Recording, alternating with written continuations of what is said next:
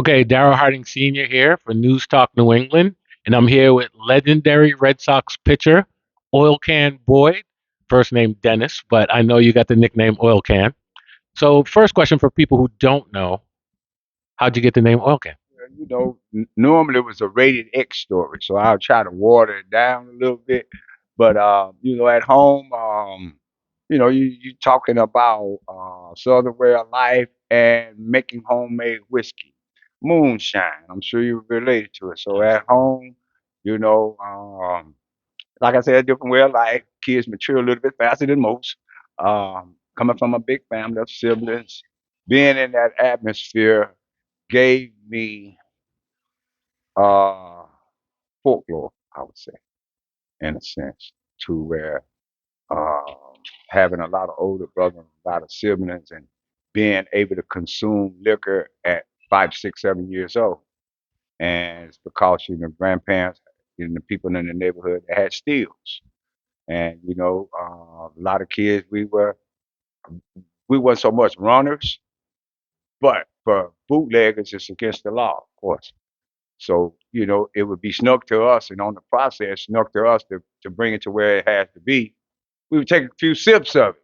You understand what I'm saying? So, in that sense, and in that way of growing up, and the nickname basically came too also from, where it was stored in, and which was in oil canisters.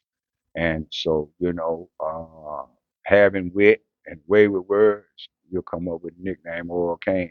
They wouldn't have nothing to do with being a mechanic or anything had to do with a car or truck. It had to do with liquor. You know what I'm saying? It had to do with liquor. Homemade liquor too at that. Now, I know you went to Jackson State, so you have the HBCU roots.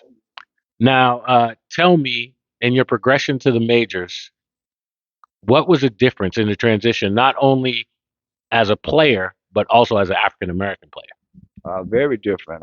Coming from the SWAC, playing at Jackson State, just a few years behind Walter Payton. Matter of fact, Walter's related.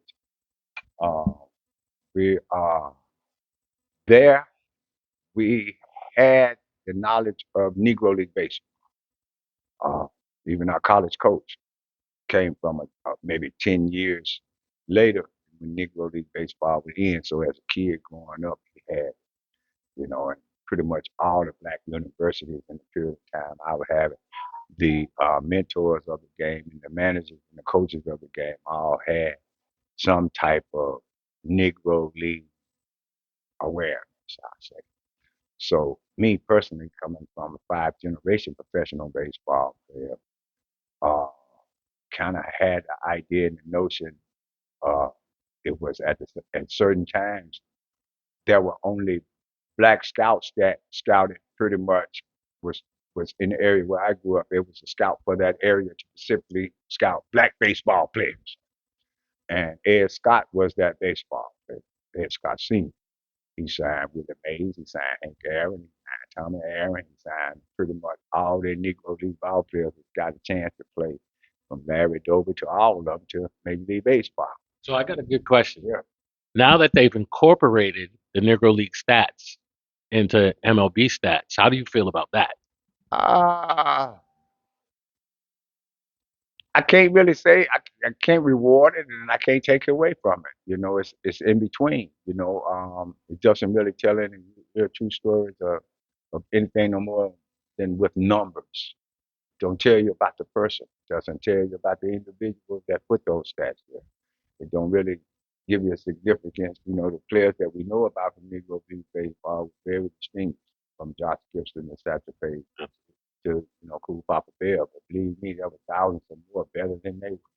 So it really doesn't show anything no more than we had a little bit of knowledge of several good baseball players like Ray Gandy, Oscar Charles, different ball players that would play in a period of time that they wouldn't acknowledge like that. So uh, I can't say that they don't have an overall view. I've studied that myself and researched it myself. They don't have an overall view of true nature of what a ball player particularly did at that time.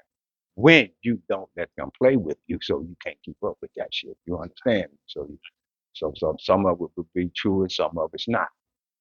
Okay, so coming to the Red Sox now in the majors. Historically, probably one of the worst racist teams, last to assimilate. Um, when you were there, did you find camaraderie, or was it kind of both ways? Like, I was different, individually different. Being born and raised in Mississippi, uh, I didn't go to school. I didn't go to school to integration till I was like in 10th grade.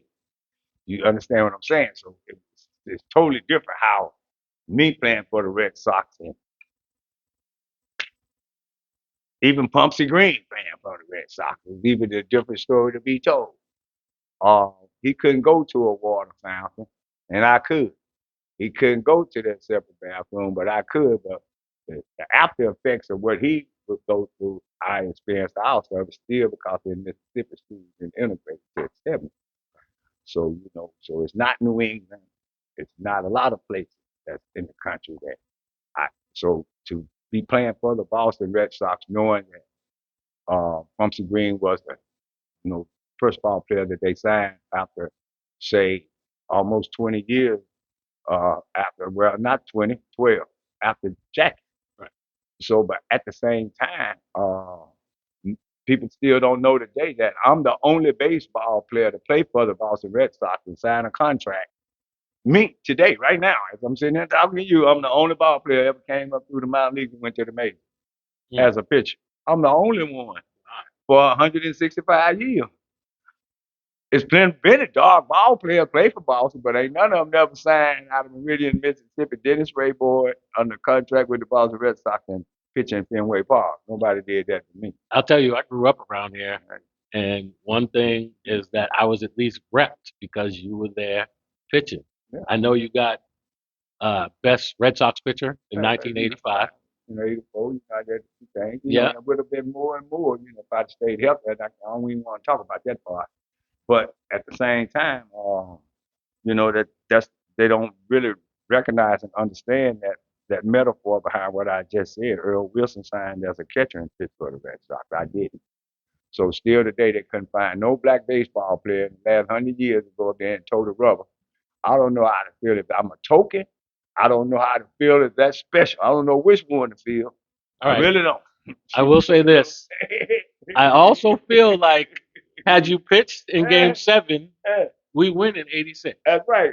It's been a whole different story told about that shit. Yes, it would have. No question about it. It's been a whole different story. Um, it was just a very special time. It was like a blessing and a curse at the same time. It was shit. I don't really. It was a blessing and a curse at the same time. I got you. Yeah. I want to appreciate your time. Thank you very much for Appreciate it. giving me the interview. Thank you. I bet.